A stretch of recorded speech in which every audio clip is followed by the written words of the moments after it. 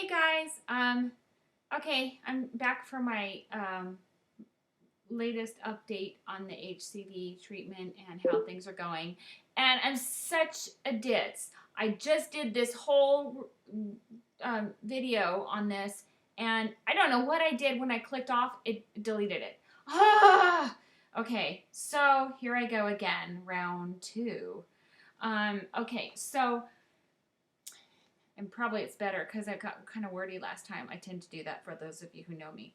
Anyway, I just want to give you an update. The last thing we talked about was that I was itching really bad, and I was just about to start my protocol, and I was hoping that I was really excited that I was going to start feeling better. You know, that this was going to cure the HCV that I have had for 30 years. And I just kind of want to tell you the progress since I started taking the meds of what's been going on. So, firstly, I started the meds, I think, at the end of January. And probably, I was telling you before, the itching was just horrendous. But within less than 2 weeks of taking the medication, I noticed just one day that I was not itching anymore. And I did notice too that my urine was very dark for the first week. And I'm assuming that means that my body was getting rid of all the built up bile that was overloaded in my blood, which is making me itch. And the little skin spots that I was having little itchy spots really bad, those are completely gone at this point. So thank the living God. I get a good night's sleep now. I feel rested, and I'm not itching, and I'm more clear-minded. So yay. The other thing was I wanted to tell you that even though that one symptom went away, I did have a little bit of issue with my blood levels. The side effects supposed to be for the medication that I'm taking, the Sovaldi and the Ribavirin, without the Interferon, is that the side effects are supposed to be fatigue and headache. I have had just very mild incidents with headache, and when I do get it, I try to drink more water. I don't know if that's partially from, maybe it's dehydration, I'm not sure. But the other part is I just take an Advil. I actually have prescription Advil. It's 800 milligrams, so I take one of those, and usually it takes care of it. And so back to the blood problem that it caused. My white blood cells went down, my red blood cells went down, and my hemoglobin went down, and my platelets were already down. So I was basically walking around with water in my veins. I was so exhausted and tired. I could just barely keep my eyes open all day, and so it got to the point where I was like, I had to drive into town to go to Walmart, and I was pushing the cart through the aisles, and I'm like, I just was so tired. I just want to lay down. I just want to stop, sit down wherever I was, and just lay down. I was so exhausted. So I finished my shopping thing, and I just decided I'm going to go to the emergency room because if this is normal, I need to know, or if it's not normal, I need to know. So I went in and did some blood work, and it wasn't normal. It was my blood levels were pretty low. That's why I was so exhausted. So I talked to my gastro, and he explained that for right now, he doesn't want to actually put me on iron yet until he got all of the results back from the blood test, which he hadn't yet. I just told him verbally because it takes a while for the people at the ER to send it off to him. And I called him the next morning and let him know what was going on from what they told me verbally. So he said, don't take iron yet, but I want you to start eating some iron-rich foods, which I started to do that. And by the way, did you know that one little serving of Frosted Mini Wheats has your 90% of your daily iron allotment in it. I did not know that. Now I do. So anyway, I've been eating iron-rich foods, and I also asked my gastro if I may switch my medication times. There's 2 times a day you're supposed to take it. You're supposed to take the Sovaldi once in the morning, and you take that with 3 of the Ribavirin, and then in the evening you take 2 more of the Ribavirin. And I was taking both of the drugs had the same side effect, fatigue and headache. So since I was taking double the amount, I was taking the majority of the drugs in the morning, and then I was so tired all day, I asked him if I could switch it around and do the bigger dose at night and the smaller dose during the day. So the combination between eating more iron-rich foods and switching that medication around, I started feeling better within a week or so. I gave myself plenty of time to rest. I went home or went to bed early in the evenings and just got a good night's rest and stuff. So that's been a plus. They did keep me, the protocol is once you start the medication, you're supposed to 2 weeks later have a blood test, and then 2 weeks after that have a blood test again to check your CBC. They basically just do a CBC on you and check your blood levels. Of course, they're looking for anemia or other things.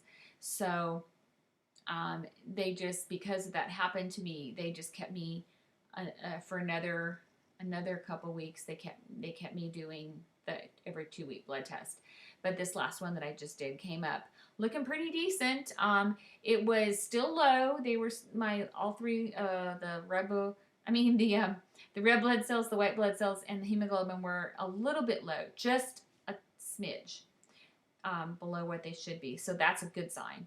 And my platelets are actually higher than they've been in a whole year. They were at 54,000 last summer, and then they went down to 24,000 before I started taking the medication. And now we're just like a little over a month into taking the medication. My platelets are now up to 64,000, so that's really good. It means I don't have to worry as much. It's still low, but I have a feeling it'll just take time to get better, and it will depend on the enlarged spleen, whether that starts to calm down or whether that stays enlarged. I was told that the enlarged spleen doesn't ever get smaller, and then when it's enlarged like that, it's eating up platelets. So I don't know. We'll see. I need to find out a little bit more about that. I don't always take everything my doctors say at face value. I find out, I read, I look at more information, because sometimes it's just someone's opinion, and they may not have, their background may not have the experience, or they may not know information that's out there that's newer. So I always try to check with more than one source or several sources and see kind of what the consensus is.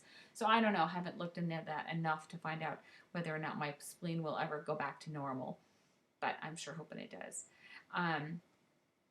Anyway, so let's see.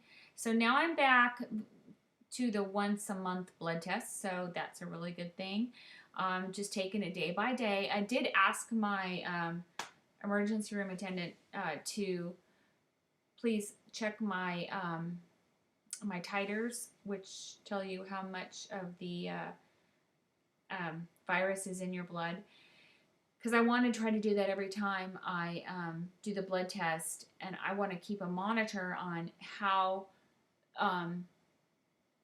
much it's decreasing. The medication creates an environment in your body where the virus cannot replicate, which is why you're doing it for 6 months, because if it's not replicating, it just takes a while for it to die out in your system, and then kind of your body to get rid of it, eat up all the dead bloods, the dead cells in your body to purge it. So yeah, I'll be checking each month to see what the titers are and find out if they're getting lower or if they're staying the same. I think that's probably a pretty good litmus test as to find out whether or not this protocol is doing what it should do. So I haven't gotten the results on titers yet. I will give you guys an update on that as soon as I find out. I think they told me that one takes a bit longer, but as I've been finding out, and I'm sure y'all probably know this, but don't wait till you're sick to find out. You know what? You got to babysit everybody. You know, everybody says we're going to do this, and then a month later, you're wondering, where is it? Why isn't it done? And you call up, oh, well, you know, we didn't, blah, blah, blah. And it's like, I got to do everybody's job for them. They're getting paid. I'm having to babysit them. So, you know what? I don't care because this is my health. So I'm just going to do it. Just want to, if you don't have someone advocating for you, get some chutzpah and advocate for yourself, because if you don't do it, and you're not blessed enough to have somebody in your life to do it for you, nobody's going to do it. And your doctors are only as good as you make them be. Do your own research. Read up on things. If you have specific questions, I found Kaplan College has some of their lectures online from some of their teachers for their pre-med kind of program. And I found an especially effervescent teacher who made it really easy to learn all about the liver and the gastrointestinal tract and the different functions and what things can happen with HCV and liver disease. It was very, very, very educational, and it helped me understand what was happening with my body. So I encourage you guys to get on the internet, watch some YouTubes, do searches, spend some time, because it's your body and it's your health. So anyway, things are going better. I feel better. I'm so excited for the future, and I will keep you guys posted and along the way, probably once a month, and as I get my blood test results, and just kind of give you an update and tell you how things are going.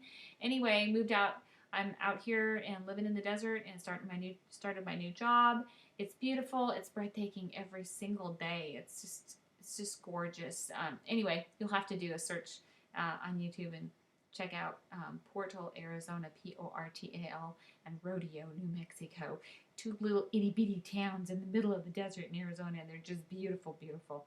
So anyway, have a wonderful day, and I'll be back with you next month. Okay, bye-bye.